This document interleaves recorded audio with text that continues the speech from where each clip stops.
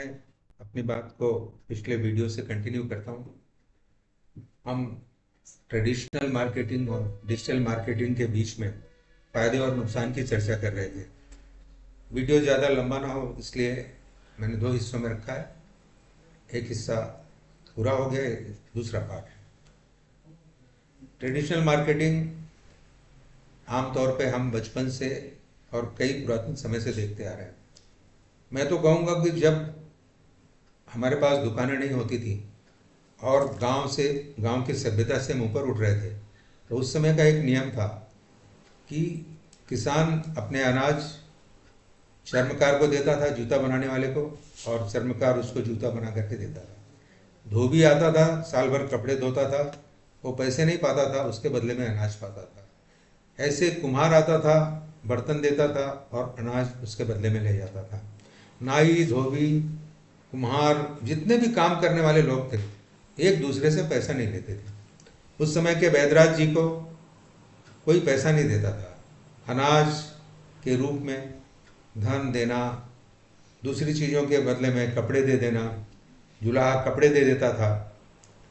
सोने चांदी का व्यापार करने वाले आदमी अनाज के बदले में सोने चांदी के दागिने बना देते थे। इसको बार्टर सिस्टम कहा जाता था, इंग्लिश में बार्टर सिस्टम या आदान प्रदान का सिस्टम। ये आदिकाल से चला आ रहा है। तब तो सिक्कों का चलन भी नहीं था। भारत में सिक्के कब शुरू हुए, नोट बनना कब शुरू हुआ, रिजर्व बैंक ऑफ इंडिया कब बना, उसके पहले भी आपने पढ़ा होगा इतिहास में कि चमड़े के सिक्के चलते थे। जब बाहर से लोग आकर के जब आए और उन्होंने हमारे ऊपर राज किया, ये तो उसके पहले तो भारत में सोने के सिक्के चलते थे, मोहरें चलती थी, हर चीज़ सोने और चांदी के और तांबे के सिक्के चलते थे। राजा अपना सिक्का लगा देता था और वो चलता था। फिर बाद में कुछ मुस्लिम शासक आए, उन्होंने सब मोहरे इकट्ठा कर लिया और चमड़े के सिक्के चला दिए। लेकिन वो सब समय बीतते गया। अब आज समय आ गया कि कागज के सिक्के चल रहे हैं। कहाँ सोना, कहाँ चांदी, कहाँ कुछ नहीं। कुछ सिक्के चलते हैं, लोग उनको समझते हैं, बहुत कम लेते हैं। और धीरे धीरे अब आ गया है कि ना तो कागज का सिक्का ना कुछ, आप मोबाइल पे बटन दबाइए, आपके खाते में पैसा पहुंच गया। लाखों, करोड़ों, हजारों रुपए की डील आप मोबाइल पे बटन दबा के कर सकते हैं। तो दोनों के फायदे और नुकसान अपनी जगह पर है। ट्रेडिशनल बिजनेस, पारंपरिक बिजनेस का तरीका, प्रचार का तरीका, ये हमेशा चलते रहेगा। अब ऑनलाइन बिजनेस के बारे में मैं आपको बताना चाहता हूँ। ऑनलाइन बिजनेस ऐसा बिजनेस आ गया है कि आपको दुकान खोलने की जरूरत नहीं।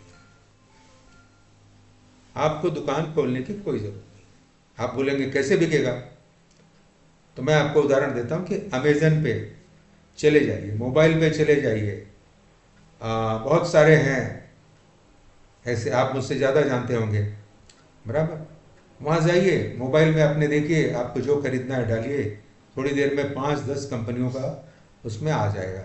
और आपको क्या प्रोडक्ट खरीदना है, उसकी कीमत, दूसरी कंपनी उसको बना रही है उसकी कीमत, तीसरी कंपनी बना रही है उसकी कीमत, आप उस पर देखिए, पसंद आ गया तो अपना पूरा विवरण लिख के भेजिए। उन्होंने कहा कि पैसा पेमेंट कीजिए, आप पेमेंट कर दीजिए, 8 से 10 दिन के अंदर आपके पास वो सामान आ जाएगा। ये आजकल का डिजिटल मार्केटिंग है। आपको दुकान के रूप में आप कहीं एकदम कोने और खंडहर में, छोटे से छोटे गांव में अपना ऑफिस बनाइए। आपके पास 2-4-10 इंटेलिजेंट लड़के हों जो नेटवर्क का काम कर सके, मोबाइल लैपटॉप चला सके। आप लगातार अपनी पहचान और साख बनाएं, जहाँ जो ऑर्डर पाएं उसको ईमानदारी से भेजें। बड़ी बड़ी कंपनियां आपको माल देने को तैयार हो जाती हैं। उनको तो मतलब है माल बेचने से, चाहे अमेरिका में हो, इंग्लैंड में हो, ये सब कंपनियां आपको अपने आप माल भेजेंगी। हाँ, आपको सिक्योरिटी डिपॉजिट के रूप में 5 लाख, 10 लाख, 20 लाख रुपए जमा करना पड़ेगा और आपको घर बैठे बेचना पड़ेगा। करना क्या है, आपको अच्छी तरह से मोबाइल, लैपटॉप, कंप्यूटर चलाने आना चाहिए और ईमानदारी होनी चाहिए। आप मेरी बात समझ रहे हैं? तब आप सोचें कि कितनी बड़ी बात हो गई। ये आजकल बिजनेस है और इस बिजनेस से लोग हजारों, लाखों, करोड़ों कमा रहे हैं।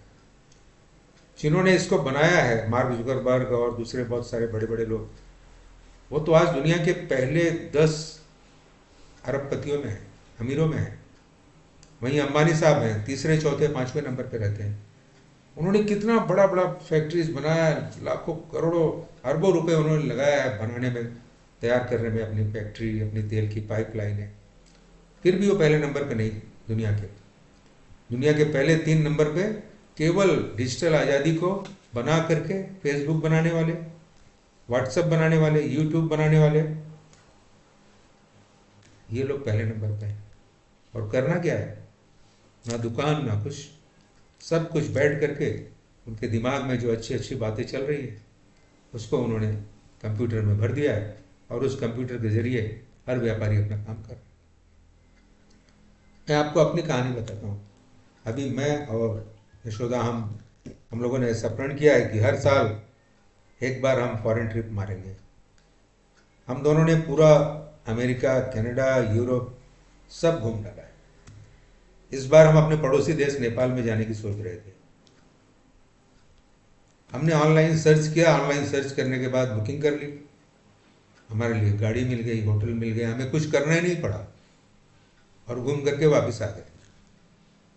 हालांकि नेपाल के रास्ते इतने खराब हैं कि मैं बूढ़े लोगों को, बीमार लोगों को ये ज़रूर कहना चाहूँगा कि कम से कम 2 साल तक आप नेपाल मत जाइए। मैं वहीं कहा था अपनी पत्नी यशोदा से कि मैं ज़रूर यूट्यूब पे इसको डालूंगा। अगर कमर तोड़ना हो, गर्दन तोड़ना हो और बीमार होना हो तो इन खराब रास्तों पे 8-8 घंटे, 6-6 घंटे की जर्नी नेपाल में कर ले। मैं नेपाल की तारीफ़ करता हूँ, नेपाल के लोगों की तारीफ़ करता हूँ, वहाँ के खाने पीने की तारीफ़ करता हूँ, नेचुरल ब्यूटी की, खूबसूरती की तारीफ़ करता हूँ। लेकिन रास्ते इस समय इतने ख़राब हैं कि हमें इंतज़ार करना पड़ेगा। मैं पारंपरिक के बारे में यही कहना चाहूँगा कि आज भी पारंपरिक और ट्रेडिशनल मार्केटिंग टॉप पर है। 70% ऐसे लोग हैं, महिलाएं हैं, जो सामान को देखकर, ठोक बजाकर, समझकर कपड़ा लेना पसंद करती हैं, बर्तन लेना पसंद करती हैं, दागिने लेना पसंद करती हैं। क्या उनके लिए अच्छा है वो मोल भाव करके लेना चाहती हैं। तो ट्रेडिशनल मार्केटिंग आज भी टॉप पर है। डिजिटल मार्केटिंग का गोल्डन पीरियड आने में अभी कम से कम 20 साल लगेंगे, क्योंकि मैंने अमेरिका को देखा है, आज हमसे वो 10 से 20 साल आ गए, वहाँ से ये चीज़ आ रही है। यूरोप के देशों में ये चीज़ हो रही है। तो क्या वहाँ की दुकानें बंद हो गई हैं? वहाँ के मॉल्स में इतनी लाइन लगती है, कपड़े की दुकान हो, जूते की दुकान हो, मिठाई की दुकान हो, खाने की दुकान हो, दोनों चीज़ें अपनी जगह पर अच्छी हैं। मैं दोनों चीज़ों का सम्मान करना चाहता हूँ। न कोई जीता न कोई हारा, लेकिन अगर मुझे कहना होगा तो बड़ा पारंपरिक बिजनेस, पारंपरिक ट्रेडिशनल बिजनेस है, और डिजिटल बिजनेस, डिजिटल मार्केटिंग भाई है। हो सकता है आने वाले दिनों में बड़ा भाई हो जाए। तो हमें क्या 2 में से एक ही भाई के साथ प्रेम करना चाहिए? दोनों भाइयों को अगर हम साथ के रखेंगे तो दोनों 1 और 1 11 हो जाएंगे। आपकी क्या राय है? दोनों का फायदा उठाना चाहिए। दोनों को फायदा उठाना। अगर आप दोनों के साथ मिलके नहीं चलेंगे तो बड़ी मुश्किल हो जाएगी, क्योंकि दोनों में रेस बड़ी तेज है। हाँ, नई पीढ़ी तो पूरी तरह हो गई है। उनको घर में अगर दिवाली में कपड़ा भी खरीदना हो, अभी मेरी बेटी ने एक प्रोग्राम था कनाडा में, 2 लाख रुपए के सामान उसने Myntra.com से मंगाए और हर दिन वहां से डिलीवरी आती थी। और हम लोग उसको पूछते थे, बोली पापा दिस इज द बेस्ट, ऐसा वैसा करके मंगाते रही। दागिने मंगाए, कपड़े मंगाए, जूते मंगाए, क्या क्या मंगाए अपनी मम्मी के लिए, मेरे लिए, अपने लिए, अपने दोस्तों के लिए। तो नई पीढ़ी को उसमें मजा आ रहा है, और नई पीढ़ी कल का भविष्य है। हम तो पीछे रहेंगे, लेकिन नई पीढ़ी कल का भविष्य है। तो आइए हम डिजिटल आज़ादी स्कूल से डिजिटल मार्केटिंग, डिजिटल चीज़ें, Facebook, YouTube, Instagram, Twitter, LinkedIn और वेबसाइट्स बनाइए, सीखिए, उसको अपने जीवन में इम्प्लीमेंट कीजिए। ट्रेडिशनल मार्केटिंग का सम्मान कीजिए, क्योंकि सब चीज़ें यूट्यूब पे नहीं आ सकती। अरे सब चीज़ें डिजिटल मार्केटिंग में नहीं आ सकती है। शहरों में लोगों ने प्रयोग किया था, रिलायंस वालों ने, कि घर पे हम अनाज भेज देंगे, फ्रेश भाजियां भेज देंगे, लेकिन ये भारत है। यहाँ पे लोग छोटी छोटी चीज़ें थोड़े थोड़े अमाउंट पे लेना चाहते हैं, तो वो बड़ा वाला पैकेज नहीं चला, लेकिन चलेगा आज, नहीं तो कल चलेगा, परसों चलेगा। तो आइए इस वीडियो को यहीं ख़त्म करते हैं। मुझे लगता है कि आप लोगों को मेरी बातों से अगर कुछ अच्छा लगा हो तो वीडियो को लाइक कीजिए, शेयर कीजिए, सब्सक्राइब कीजिए और बेल का बटन दबाइए। डिस्क्रिप्शन में जाइए, मेरे बारे में जानिए। मैंने अपना फ़ोन नंबर दिया है, वेबसाइट दी है, और भी बहुत सारी जानकारियां हैं।